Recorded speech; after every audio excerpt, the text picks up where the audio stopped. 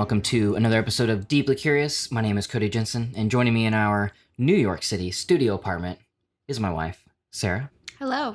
This is actually episode 20 Wow. of Deeply Curious. We have broken out of the teens. Hey. We're on to adolescence. No, or adulthood? Maybe? Yeah. I mean, it depends on what you consider adult. 20-year-olds are... I was thinking about this morning, that a 20-year-old, like a 19-year-old, that's on the verge of like, are you a really smart kid or a really dumb adult? Both. Yeah. Well, welcome to Deeply Curious. Before we jump into today's conversation, I just want to make you aware that this podcast is brought to you by BetterHelp.com/Jensen. BetterHelp.com/Jensen is a counseling service that is online. It's affordable because you don't have to go into somebody's physical location to meet with them, and so they can get the prices down. And typically, face-to-face counseling is going to cost you like $150, $250 per session. And BetterHelp.com/Jensen can be as affordable as $35 a week. Sarah and I are pretty big advocates of mental health. And mental... Who said that the other day? That The woman who owns Happy Not Perfect, it's an app, which is also awesome if you want to check it out. But she said we all have mental health and we're all on a scale of mental health. So it's like you would consider like physical health, like whether you're in shape or not, you still have a physical health. Same with mental health. You just got to take care of your mental health. Yes. Counseling is not just for... It's not whenever your brain's out of shape. Right. It's, you can be on the, basically you can be buff. Yeah. You can be brain buff. Yeah. But it's still a good idea to get that gym membership, and keep that thing toned. True. So BetterHelp.com/Jensen is the perfect place you can get that done. You have to be 18 years or older to use the service. It is not a crisis hotline. It is a counseling service. It's very easy to sign up. Just go to BetterHelp.com/Jensen, fill out the short survey. You can do a free trial, and they will partner you with the perfect counselor for whatever you're needing or wanting or, your preference. Yep. So today we were going to talk about the title, as you probably already saw, is New York freaking worth it? Yeah. Except it doesn't say freaking, but Yeah. I did just now. But before we go into that conversation, one thing I wanted to talk to you about. Last night or yesterday, we recorded a podcast with Sarah Dietschy and John Hill on Sarah Dietschy's podcast, The Creative Exchange. Right. And we had like an hour and 40-minute conversation on their podcast, which is definitely not out whenever you're listening. Well, when this podcast came out, it may be out when you're listening because I don't know when you're listening. Because you're in the future. You're hearing me in the past if you don't know how podcasts work. But we had this really, really good conversation. We talked about so many things. It was really fun, really funny. But the reason I bring this up is because last night I was trying to go to sleep. And like my brain was like going like crazy thinking about all these conversations we were having. And I was like having a hard time falling asleep. But then I kept reading until I made myself really tired. And then I just like focused on my breathing and fell asleep. But then at 4 a.m., I woke up. And I woke up thinking about all of these conversations that we had. And like I could not fall back asleep. Because I just like my brain just kept replaying all of these different things we talked about. And then I was like basically writing and rewriting jokes for the conversation. And it was like I'd be thinking about something that that somebody said or that I said. I'm like, oh man, it would have been funny if I would have said this there. Oh, it would have been funny if I would have actually said this instead of that. And I like kept creating all of these situations in my head of how like things that would have been hilarious or what I should have said. And I was like, quit thinking. Like you can't even change it. Like just go to sleep. Like I don't want to be up at freaking 4 a.m. But I like kept thinking about it. And then I'm like laying there and I'm like trying to focus on my breathing so I can fall asleep and just like breathing in deeply, just focusing on the breath. And then like 3 seconds later, I find myself like deep into a conversation that I'm making up in my head that we kind of had on the podcast, but I'm changing it now to where I'm even more funny. And it's like, why am I doing this? And that's the main question to that is just freaking why. But I've said freaking like 4 times already. Yeah. I think understand what's going on. I think I've hit my freaking quota. Anyways, I was thinking about this, but then what that made me end up thinking about is comedy. Okay. And then I was thinking about how, there's a comedian. Mm-hmm. And I was thinking about how I'm not a comedian because I don't. The reason I'm thinking about these situations is because that's whenever my humor, I guess, shines. And so, like, whenever I can basically like write a situation that I can then reply to it being funny, but I can't actually create something out of thin air and then make it funny, which is what a comedian does. Like, a comedian like gets up on stage, they create something out of thin air, and you're laughing. Versus somebody who's just funny. I mean, yes, but there's a reason comedians write bits. Well, They yes, sit in their home and they come up with incredible jokes and then they go try them out places. right. But that's an art. That's a skill. Like or like a. I know, but that's what you're doing. Yeah, but my joke, the jokes that I'm coming up with, it needs a straight man to like say the thing. They'd be like, oh yeah, if somebody in like, I'm not gonna say what it is because I'm actually gonna use it, but like I actually am sitting on a joke that I'm gonna use on one of John Hill's videos. See, this is what I'm saying. You do this all the time. I can't remember what the joke actually was, but we were with a bunch of friends and you made this joke and it was hilarious. And you're like, I waited like 2 years to tell that joke. I don't understand like how that is possible. Because this is what I'm getting to, is that I'm not a comedian because that is its own art form. But what I am is a situational humorist. Are you making up new things now? Yes, this is in my bio now. Okay. I'm a situational humorist because I there's no way I could be. Jerry Seinfeld, he has a classification of like funny, I guess. And he's like, there's levels of comedy. There's like, the first level is you make your friends laugh. And there's a lot of people who are in like the make your friends laugh. Then there's the level of you can make, I don't remember exactly how he says this, but it's essentially like you can make your friends laugh. Then you can make other people laugh or make, strangers or whatever laugh. Like people in your vicinity. Yeah. Proximity. And then there's like, I can't remember if there's 3 or 4 levels. I should have looked this up. I didn't. Yeah. I wasn't expecting to actually say this. So, anyways, I'm going to make it up. This is what Jerry Seinfeld says verbatim.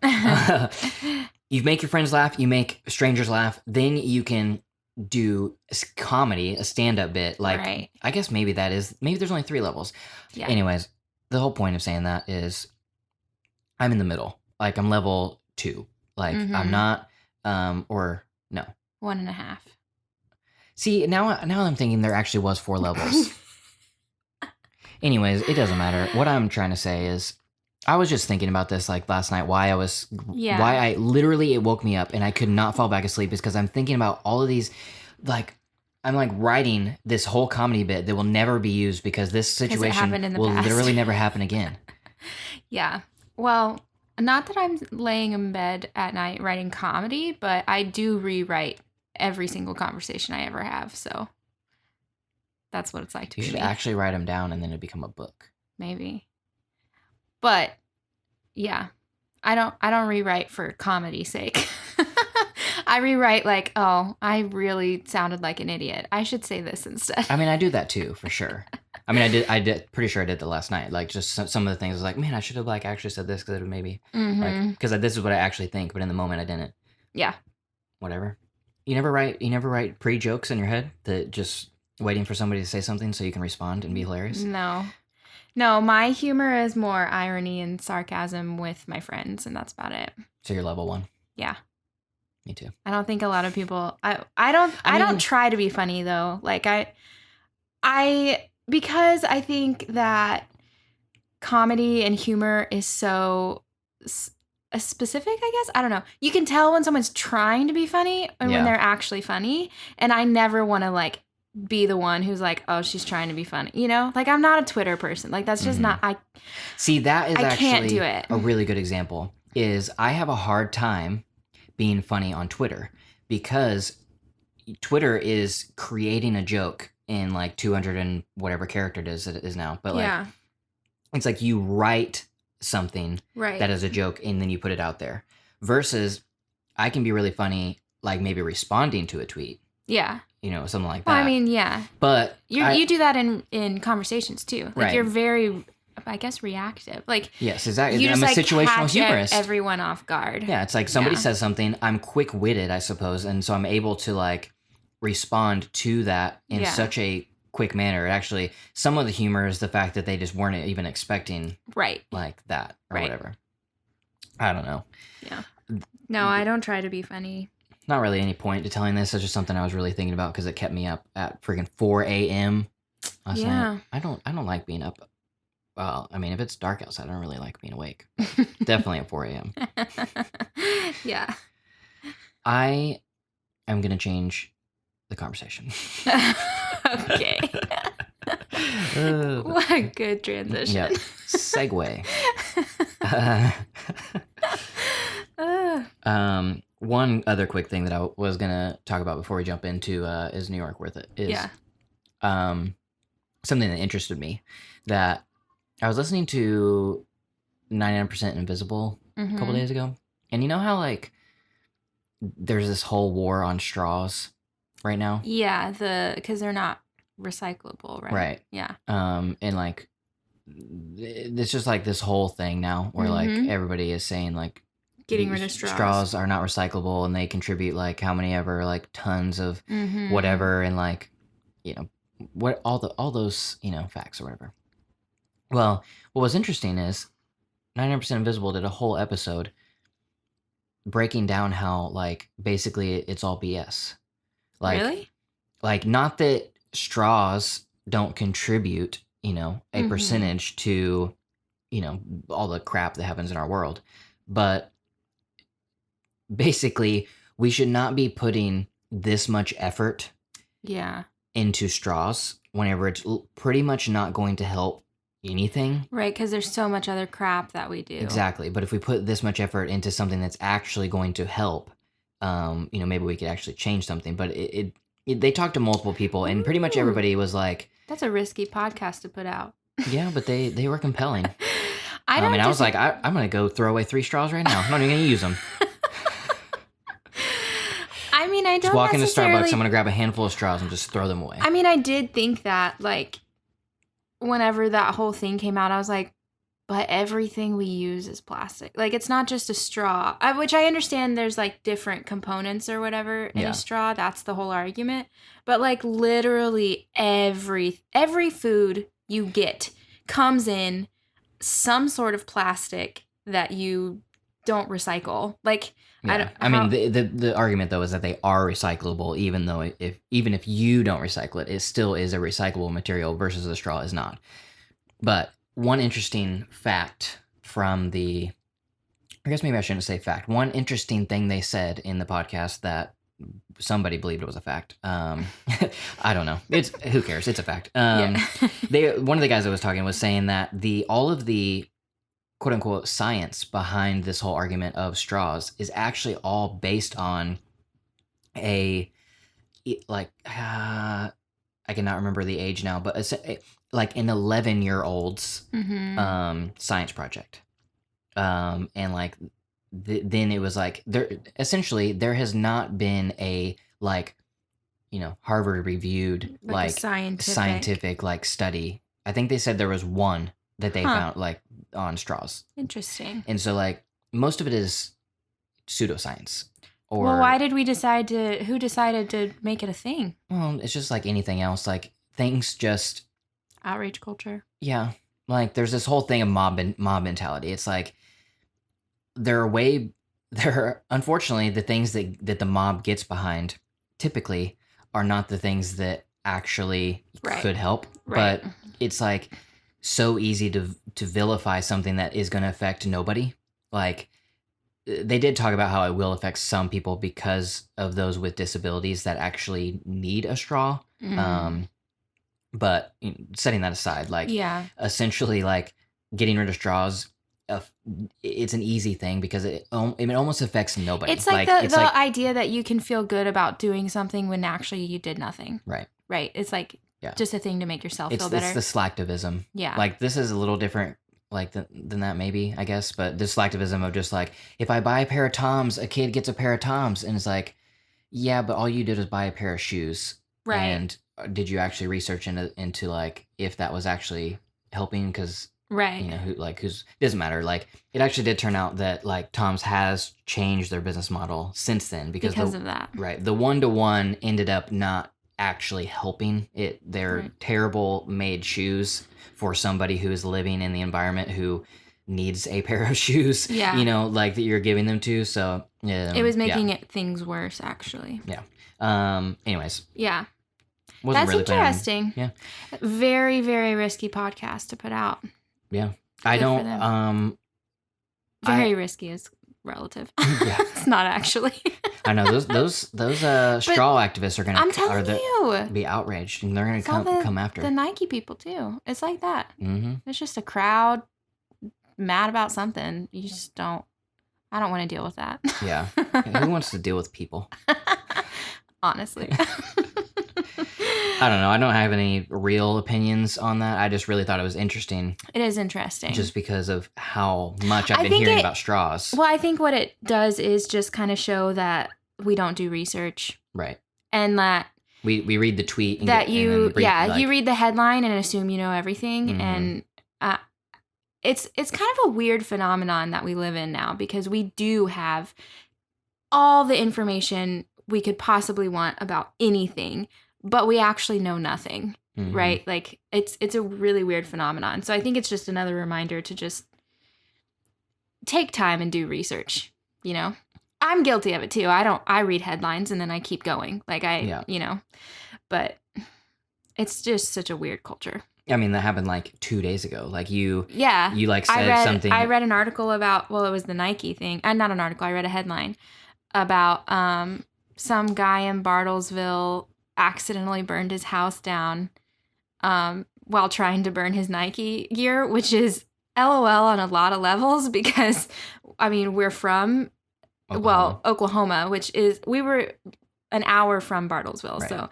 I just know the culture, and it honestly wouldn't surprise me if that actually happened, right? So it just, it made me laugh, and then you told me. I told you about it. Oh my gosh, listen to this. Yeah, but I didn't read the article. I just kept going. And then a couple days later, I found out it was a hoax. Like, it wasn't true, luckily, I didn't, go around telling everybody that or, post it on Facebook. LOL, Oklahoma, you suck. But, just told me. Yeah. But yeah, I believed it. I read the headline, and I was like, eye roll, keep going, Mm-hmm. But it wasn't true. So because... that just goes into what do they call that? Where you are in your own bubble. It confirms your own biases. Yeah. Well, that's the whole problem with internet news, right? Confirmation bias, isn't that what it's called? That sounds something. I think I just used larger words to say what it was, like confirmation bias. I think, anyways, it's just, if it isn't, I'm going to use it anyway. Confirmation bias is essentially exactly what it is. You don't question it because it already confirmed your own biases. Right. You don't go seeking out necessarily, but you but if there was subconsciously you're like, yes, this is truth. But if it was an article headline that was something the opposite of that, right. I can't think of what that would be. Right. But essentially, if it was something pro burning Nike, right. you wouldn't immediately believe it. You'd immediately disbelieve it. Right, and click on it to read it. Yeah, and maybe click on it to read it, or maybe just disbelieve it and move on because it didn't confirm your biases or whatever. Yeah, it's true. I just think it's such a weird time that we live in. News in general is just really I've kind of taken to not reading news or watching that, which I know that in itself is not an answer, to just choose to remain ignorant of whatever's happening. I watch Philip DeFranco, and that's pretty much where I get my news from. But I just it's just so exhausting because I can't actually figure out what's true and what's not. Mm. And every news source has its bias, regardless of what bias you prefer.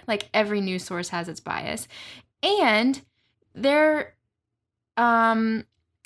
amplifying things. They're what's the sensationalizing people and headlines and whatever. Well, it's because drama sells. Right. So we're living in this weird whatever, and I can't tell.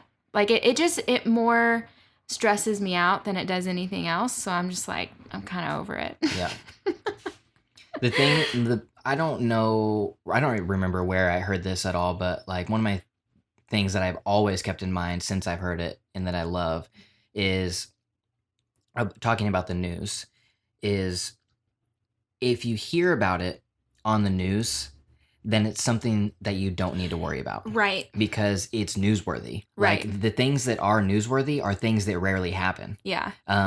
But it's the things that you never hear about are the things that you actually need to worry about because those are the things that are so common that they don't make the news. Right. Like news, news, car crashes and things like that. Yeah. It's like news sensationalizes the things that you never hear about because that's if they reported on, a car crash, all the car crashes every single day, nobody would ever watch the news anymore because, we've heard this story over and over and over and over and over again. Mm-hmm. So they have to find this new, weird, quirky thing so that you'll actually watch. Right. Which is why things keep getting more and more sensational and more outraged.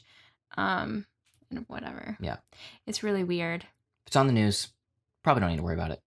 I mean, to a degree. Yeah, that's a general statement. That statement is more referring to fear. Yes. Than it is like, Trump saying something, that could rile another country. Like obviously that is news that maybe you should pay attention to. Yeah. But more so it's like you don't need to allow the news to make you scared of going outside of your house. Right. Yeah. It's like, anyways.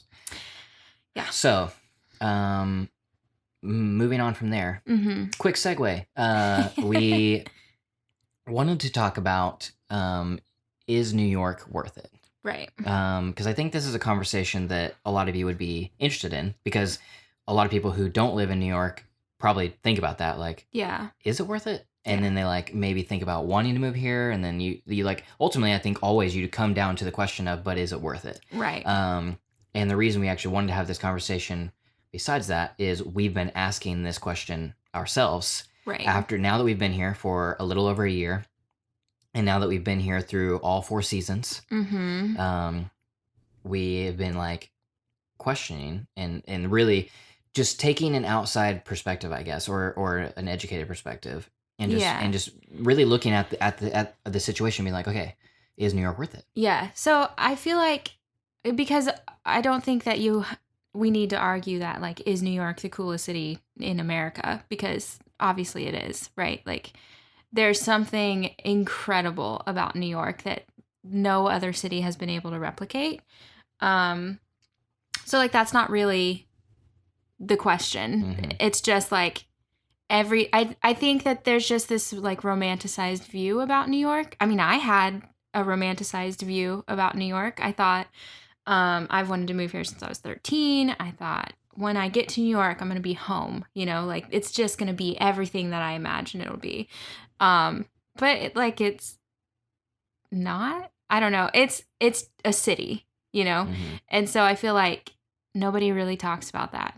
Right. So I don't know. I mean, I think that a big thing is like with what you're saying, it's just a city. Yeah. And ultimately, people make the place. Right. So if you find, your people, your tribe, like your best friends, right, in Podunk, America, mm-hmm. then that place is going to be amazing to you because you have people that you love you, and you love doing life with. Right. If you are in a place in the most amazing city in the world and you're lonely, then it's not like the city will fuel you for a season. Yeah, I think that the thing is like New York or a bigger city in general is very inspiring. Like there's just a lot going on, to like constantly be inspired by, which is really cool. Like I love that in New York.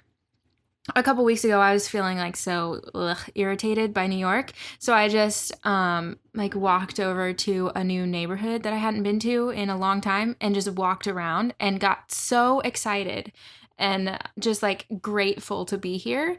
And that is amazing about New York, that you can literally just go to a different neighborhood and it's an entirely new place. Mm-hmm. But like I don't know. It's hard to live here. And I don't think people like really not, I mean, the rent obviously is outrageous and difficult to afford, but it's not just that. Like the city itself is like kind of harsh. Like there's a reason that the song is if you can make it here, you can make it anywhere, right? Like it's hard to live here. New York doesn't make it easy on you. So I don't know. I've just been like wondering like is it actually a place I want to live long term or is it just a place that I really love? And I think I don't know, I think there can be a difference. Yeah. Let's first like instead of like just diving into that stuff, like maybe talk about why New York is worth it. Yeah, like I said, like you can walk 10 minutes to a new neighborhood and you're in a completely different place, which is incredible. I don't know a lot of other cities that offer that, at least in America. I love that you don't have to own a car. Yeah. Like you can get anywhere. Yep. On, by public transportation. Right, which was our major thing. Like that has been my thing my entire life is I'm going to live in a city where I don't have to own a car because a car is so not worth any of the thousands of dollars you have to pour into it. So that was always my main thing. And New York is great for that. Yeah. And it's like, yeah, the public transportation can be frustrating at times. But what's also amazing is that the landmass of New York is actually really small. So you can get a lot of places just by walking or riding a bike or skateboarding. And so I love that. Like I love that I can use my electric skateboard and go almost anywhere in Manhattan. Yeah. And even like I go to Brooklyn and like just think about that.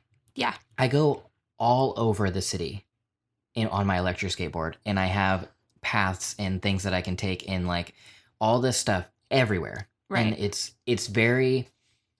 Now, obviously, this is like me specifically, but like that makes me happy. Like being on my skateboard with the wind in my hair and like even the risk that is involved in it, like the adrenaline, the like the thrill, all of that, like getting from point A to point B that way actually excites me. It makes like it gives me joy doing that. Right. Versus like. The only way a car does that is if you're speeding, it's like if you're breaking the law, then you can get that. But, so there's that side of it. I also really love, there are a lot of people here and that can be like sometimes stressful. Especially like I had a friend who texted me the other day and he was like, I showed up to the coffee shop and I'm the only one here. So they let me pick the music. And I almost cried because I was like, what does that feel like? I want to know what it's like to go to a coffee shop and have space and not have to share a table every single time with some stranger. Not that there's not something beautiful in that, but just sometimes like there's a lot of people here. But that's also a really great thing because I don't like to skateboard through the city, but I love walking and I love taking the subway for that reason. Like the subway in Bill Hayes' book, The Insomniac City, it's a memoir about New York, and he calls the subway the great equalizer because anybody and everybody is on the subway. Famous, rich, homeless, poor, everybody in between. And it's true, and it's a really cool thing to see like play out, I also love that it's really close to the water. Yes. So Oklahoma is obviously very landlocked. And I've never lived like with the ability to just like go see the ocean whenever I want. So that has actually been huge. I love that. I never want to not have that again. And I think that plays into like one of the things that I love is the fact that within an hour train ride, you can experience so much stuff. Like if you want to go to the beach and sit on the beach with waves and like, have that experience, literally 1 hour ferry or 1 hour train ride, you're there. Yeah. Or I can take it, to Central Park and have that experience. Or there's hundreds of other parks, but like there are like 6 or 7 like huge parks that you can go to and experience all these different things. Or you could go to, not that I do this, but you go to like a myriad of clubs and have all these different experiences. But then you have every single music tour has a New York stop. Like you can see any band you want. Yep. Ever. Broadway plays. And like events that are happening all the time, and there's so many cool cultural things going on, and neighborhoods and areas, and like just basically, and so much history. There's so much stuff you could never do it all. We love New York. Like that is the beginning of this conversation, is to say that like New York is amazing. If you watch our videos, you would probably get that from us too. We like love being here. We love exploring. We love getting out and seeing the city and experiencing all this stuff. But then we talk about the city doesn't matter though if you don't actually take advantage of those things. Like if you live here and you like being at home and reading, and you like, going to the same coffee shop every day, and you like, doing stuff like that, and you're not actually taking advantage of all that the city has to offer, is it worth paying 3 times the rent than if you just moved somewhere else and had the same experience of being able to read at home whenever you want to, and going to the same coffee shop every day, and having, friends that you hang out with? Like, is it worth being here to live? Like, because the reason I'm actually bringing this up, the reason we've had this conversation, because aside from what we do in the blog, like we actually do like doing those things. Like we like having a routine. We like being home, and we like, going to the same place every day and just like working and chilling and hanging out. But is it worth it? It just depends on what day you ask me.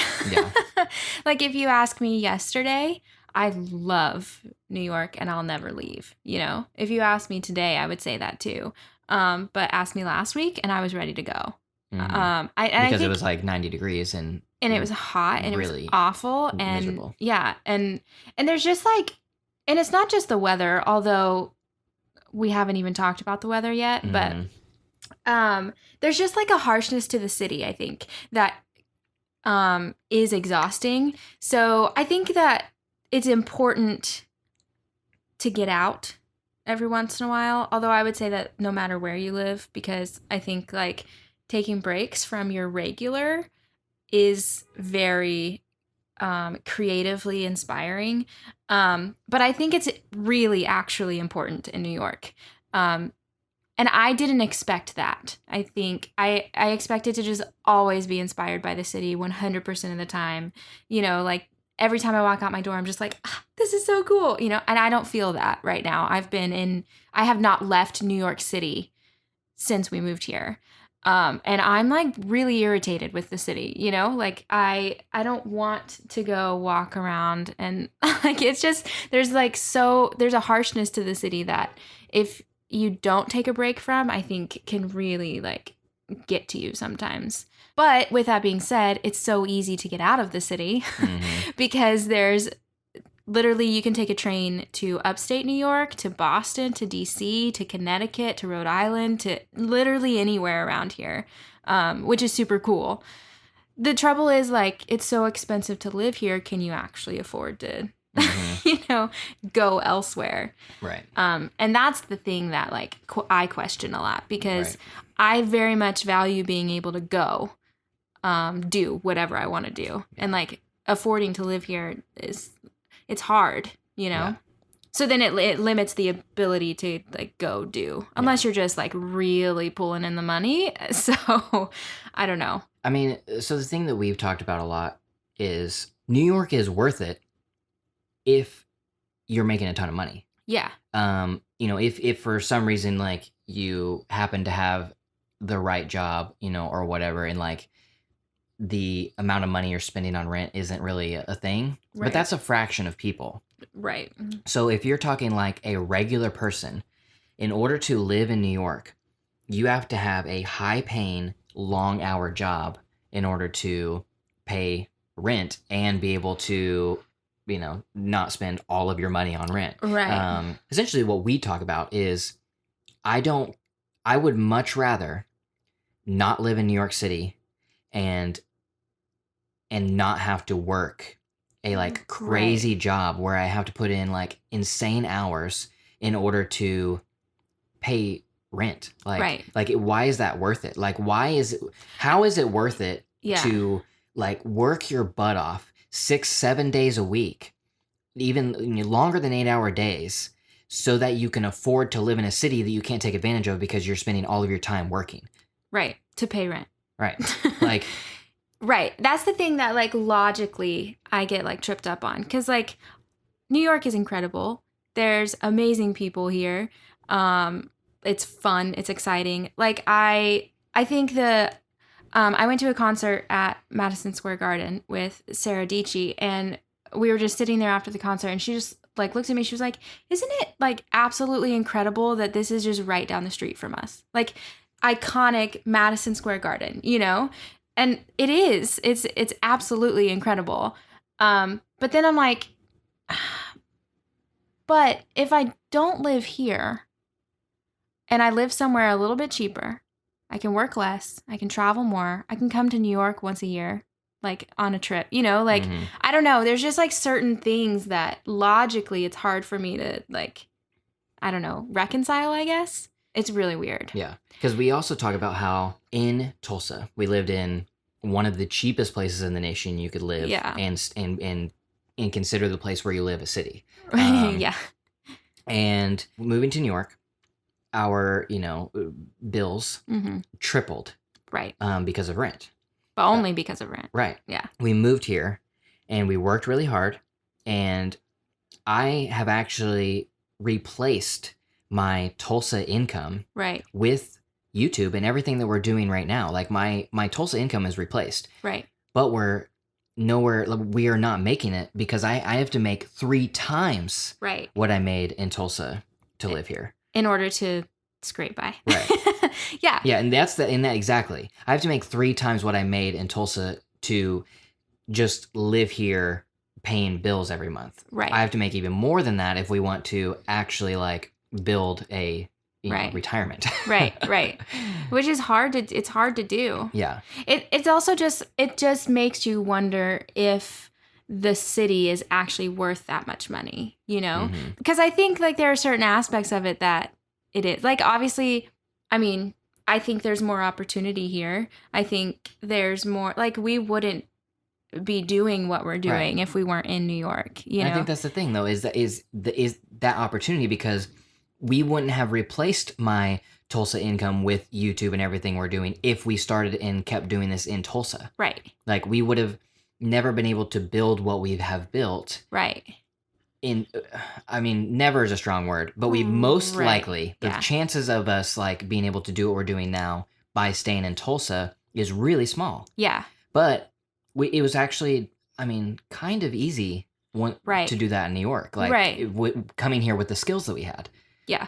And New York being such a character in our videos, also the connections that we were immediately able to connect with and create, fall into, or whatever you want to say. Like we would have never met the people that we met if we didn't live here. Right. We never would have made the friends, and all of that type of stuff if we weren't here in New York. Yeah. And we wouldn't have, I don't know, like started the career, I suppose. Right. So it's kind of like, yes, I have replaced, my income with YouTube, I guess is what you'd say. But it's not enough. Right. But it's not enough. Like I have to make 3 times that.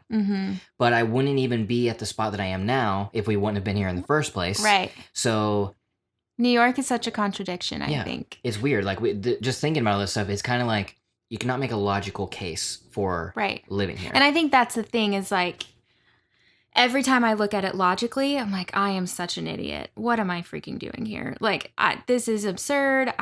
Not that I don't really love our apartment, because I actually do. I thought like 300 square feet would feel small after a while, but it doesn't. I'm still very comfortable in our 300 square feet apartment, and I'm totally fine. But like, it's like, why am I paying this much for this little space? Like if we paid $2,200 a month in Tulsa, can you imagine what, like, just for you guys who maybe aren't aware, we owned a 4-bedroom home in Tulsa. It was like 1,400 square feet for $800 a month was our mortgage. Our mortgage was $800 a month, So like, honestly, And so you come here and you're paying $2,200 for 300 square feet rent. And it just logically, you cannot justify it, you Mhm. know? There's no way I can look at what we're doing logically. Right. But there is a feeling of like, this is going to work out. Like, Mhm. New York is worth it. You know, like I said, it depends on the day, I guess. Yes. Looking at it logically, I cannot make a case for it. Yeah. But if we're talking romantically, Yeah. and if we're talking just like emotionally or I love just being in a big happiness, I city. guess, like maybe just the joy of like being a part of this. Like I mean, I was trying to avoid using the word energy, Yeah. because people just talk about like the energy of the The city, vibe. and all that. But it's so true. It Like is true. you cannot find the energy in like the whatever that is. Like however you Yeah. put language to whatever New York is, it's so magical. Yeah. And it's an experience that even though it has cost me financially Yeah. a lot, Right. I basically have bought myself a lifelong worthy experience. Right. And I think the thing also that nobody talks about is like the magic of New York changes Mm-hmm. after living here. It's a different kind of magic. Because like I had this like romantic view of New York. I was going to come here and it was just going to like love me and accept me and like give me all the things that I wished for, right? LOL. But you get here and I didn't know how dirty New York is. You know, like we had visited multiple times and obviously there's like trash on the street and whatever, but I was like, but it's New York. It's a lot of people. That's how it is, right? New York is dirty, okay? It's not. It's kind of gross. I don't even think dirty is the right word. It's disgusting. It's kind of gross. Like everywhere you walk smells like trash and pee and everything else you can imagine.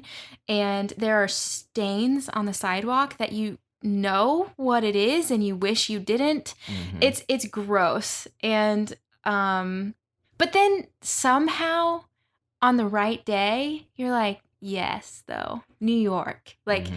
it is beautiful that, you know, we live on a street with maybe not hundreds, but lots of very expensive galleries and pop-up shops and things like that with the biggest homeless shelter in New York, right? Like next to each other. Mhm. That's the coolest thing I have ever seen in my life.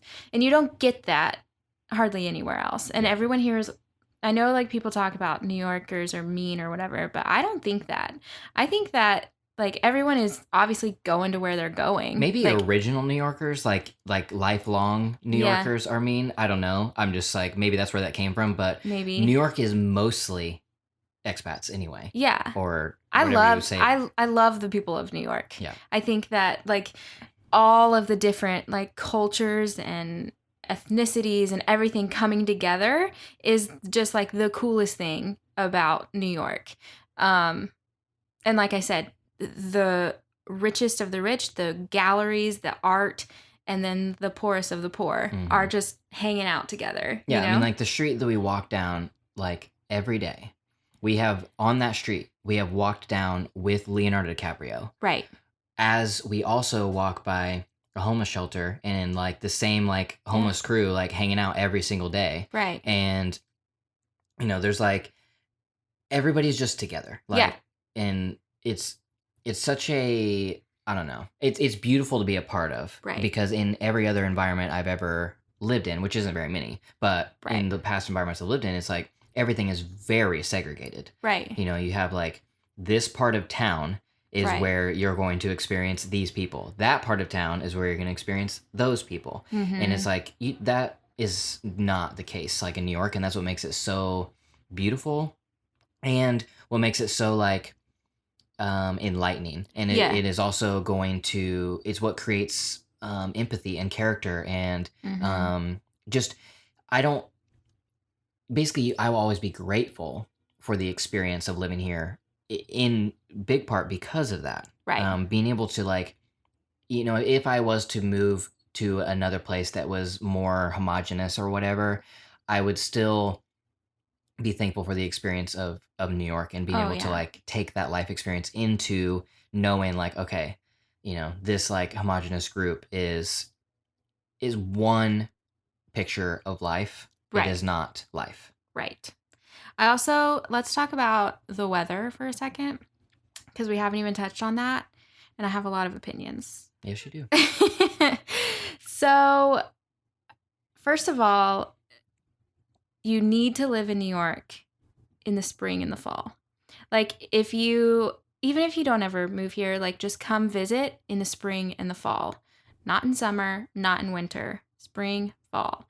That is New York at its finest, as what it is meant to be, I think.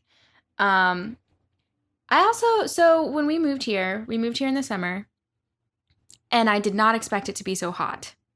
I thought, coming from Oklahoma, I was prepared for summer. Like, it gets over 100 degrees there, whatever. But my gosh, is New York summer warm.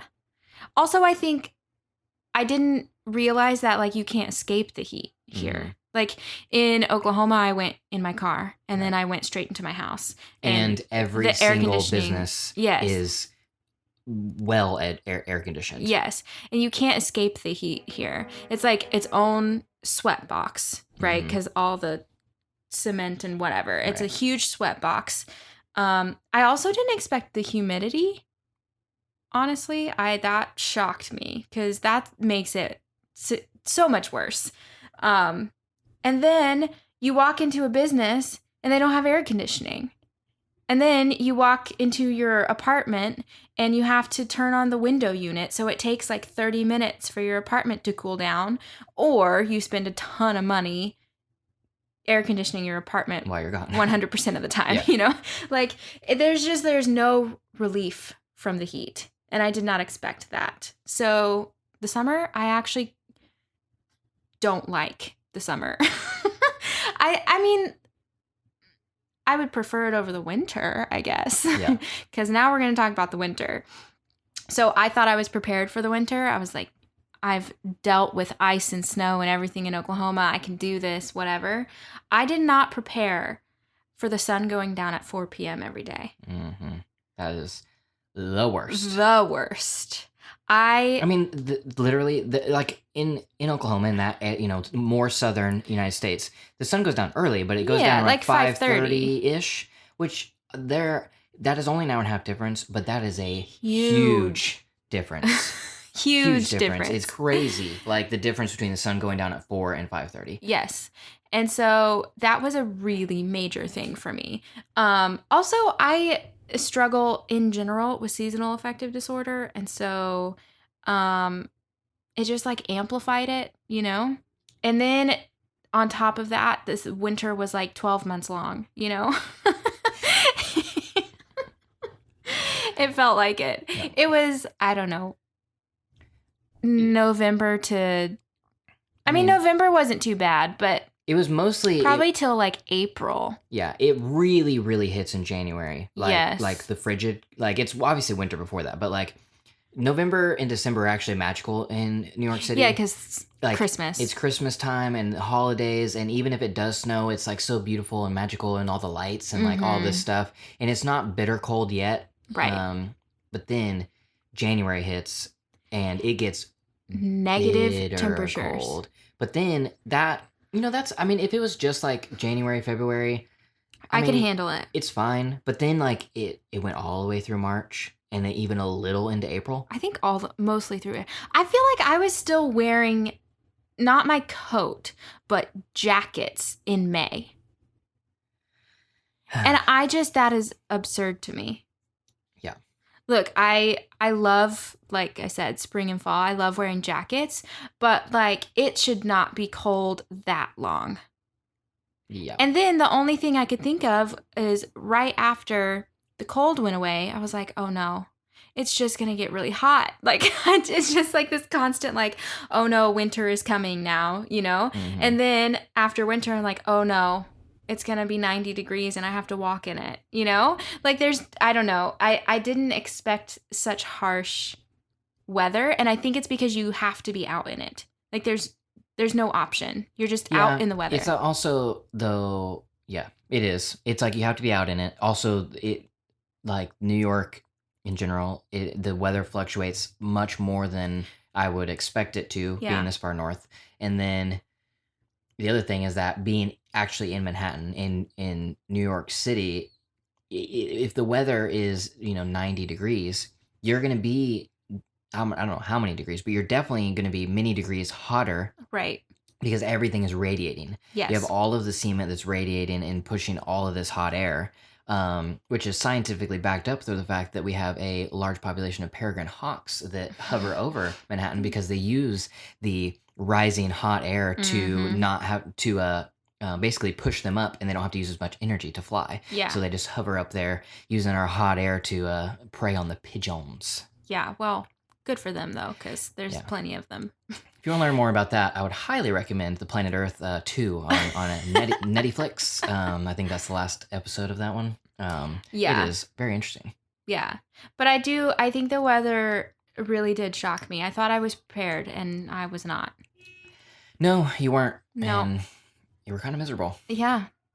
Still sort of. I'm happy now because it's kind of fall. But that's the thing. Whenever the weather is amazing, New York becomes amazing. Right. I can find the beauty and the amazingness in any weather. Right. If you watch our vlogs from this past winter, we went out in the frigidness, and I was still able to. And it was fun. Yeah, it was still fun. I was still Seeing able to an actual blizzard. I had never been in an actual blizzard before. I don't think. Probably not. And that was fun for a day. Yeah, but I'm saying even going out and seeing things New York still was fun to go out and explore, even though we were bitter cold. Yeah. And it was a little bit miserable. It was still New York has stuff to offer. Yes, if you're willing to endure it. Right.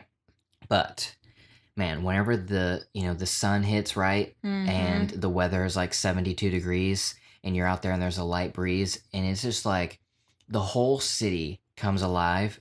Everybody's soul comes alive, and you're just this is why I live here. It's true. Oh my gosh, this is amazing. Everybody's just out, just running around looking at everything and sitting on patios and going out on the roof and just if New York weather was like LA and it was like that all the time, I mean, there would be more than 8 million people. The real estate prices would quadruple because everybody would want to live here. Because nobody actually wants to live in LA. Right.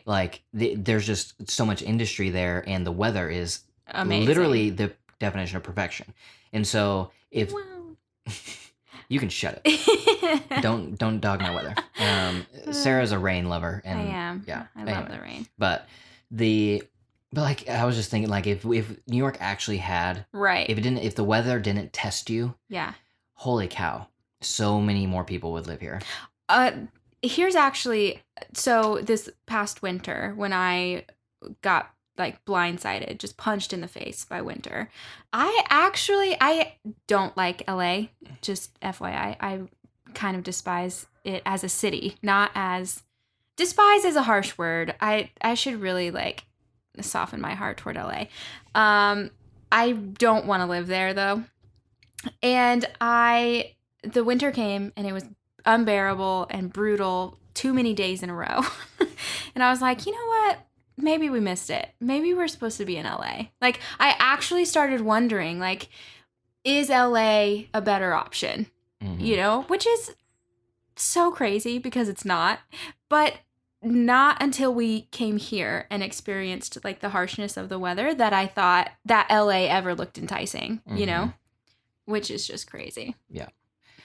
So some closing thoughts on this is that, the whole thing, actually, in the Creative Exchange, we were talking about culture shock and living in Tulsa and the pricing and all that type of stuff, which because of that, last night I was laying in bed and I was thinking about having that conversation again, and what some other things I should say. And one of the things was that, New York, they say, if you can make it here, you can make it anywhere. And I was like, and in Tulsa, it's if you can make it in Tulsa, you can make it in Tulsa. Yeah. Yeah. It's because it's so easy, easy in most places. And so now, after living here, we've only lived here for a year, but it's changed my perspective so much That like I feel like I could literally go anywhere and conquer anything. Actually, we were talking about this. Like, where would we go if we didn't live in New York?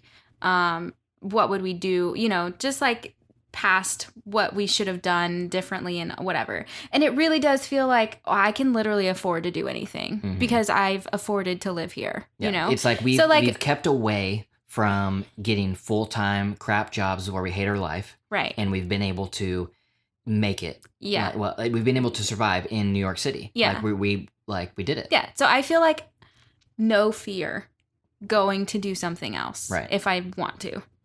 You and know? It's like we were talking the other day and I was like, maybe, you know, whenever our lease is up or, you know, however long like we decide, we could just like, you know, sell everything and then we could just go to Europe. I said we should just go to London on our passport for 6 months. Like, what's stopping us? Yeah. You know, like, sure, we don't have visas. We can't like stay there permanently, but what's stopping us from being there for 6 months? It's like, I mean, it's definitely not going to cost us, you know, $2,200 a month in rent to like go travel around Europe. Like we can easily find cheaper places than that to stay. Yeah.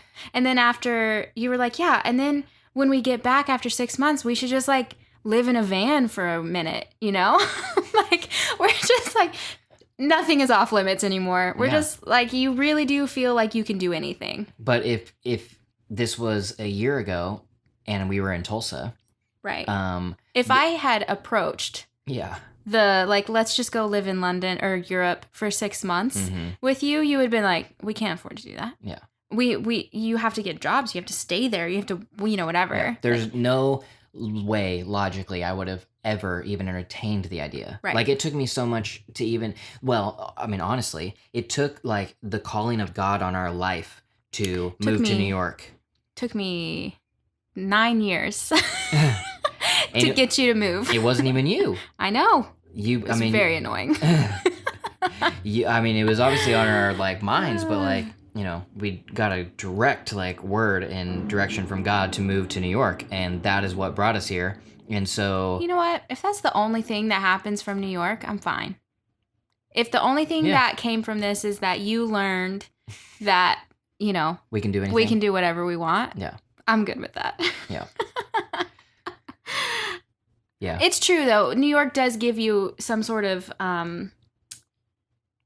strength. I don't know, like some sort of like determination and perseverance, and like I guess it actually teaches you what you're capable of. Yeah. You know? And it's harsh and it's hard to live here, but for a good reason. Like if you can prove to yourself, you know, like New York throws everything at you and you're still standing, like that's cool. That's a fun feeling. And I think that makes the city more exciting and more magical, even though it's a pain in the butt to afford. Yeah. Yeah. I think that is like exactly it. Is like New York is absolutely a place that I would wish that everybody could one day have the experience of living. Yeah. Like, not all at the same time. Don't all come here. Right. And raise up the rent anymore. Don't make our rent more expensive. But as like, everybody's always leaving and coming to New York. So like in some part of everybody's life, I think that living in New York City adds so much character to your life. Even if you know off the bat it's temporary. Yeah. Like coming here and just, it's a different kind of magic. I think that's what I was trying to say. Like the romanticized versus like, you know, I came here with a romantic view of New York, and now I just have a love for New York. I have an appreciation for everything that New York throws your way and how you are still standing afterwards. Yeah. It's a really cool thing, and it's cool to see all the people here that continue to do that, and like you get to be a part of their life too, you know? Yeah. And I think the biggest thing for us, like, you know, getting down to, you know, is New York worth it? It's more so it's shifting the question to, is New York worth it for us? Right. And it's like, right now, yes, but we've had so many conversations of, but if staying here means that we have to get like regular 9-to-5 jobs and work crap that we don't want to like do. Let's not say crap, because 9-to-5 jobs aren't crap. No, I'm saying crap that we don't want to do. Okay, yeah. Like, I've done a desk job before, and I did not like who I was, so. I'm not interested in living that life. Like, Right. I'm not saying that other people don't, I'm can't just do saying, that. like, crap job sounds kind of bad. I mean, I'm gonna stand by it. They're crap. Okay. Like, Okay. I just don't want to live that life. Right. And you don't have to. Like, Right. we live in a world now where if you don't want to do that, you don't have to. And there are other options that you can do. Yeah. And if I was put into the choice of like, okay, you can stay in New York, but you have to work for somebody else. Yeah. Producing things that, basically to help them reach their goals, in corporate life or whatever. Or you can leave New York and you can make your own schedule, do the things that you love to do, and go where you want. Go where you want. I mean, that's such an easy decision for me. Like, yeah. I would give up New York in a heartbeat. Right. If that meant that I could escape the 9 to 5. Right. Yeah. I think, yeah. And I don't say 9 to 5 as in a literal like 8-hour day, 8 hours a day working. I work more than 8 hours a day now. Right. It's not about that. It's not about the work hours. Yeah. It's about the actual work. Like right. the being in a soul sucking environment of people that I'm working for, them and their goals and given a 8 to 10 days of vacation a year. And listen, that's the thing about like the 9 to 5 life that really got me. Because I got 10 days of vacation a year, which is like nothing. First of all, let's just preface it by saying America sucks. Okay. 10 days is nothing. And corporations aren't even required to give any days. They just usually give you 10, which is stupid. But then on top of you only get 2 weeks of vacation a year, you have to schedule that vacation around everybody else in your department. So you don't even really get to choose your vacation. It's stupid. Yeah. So anyways, that's not the conversation we're having. The conversation really is that there is no place, there's no physical place that can make you happy. Right.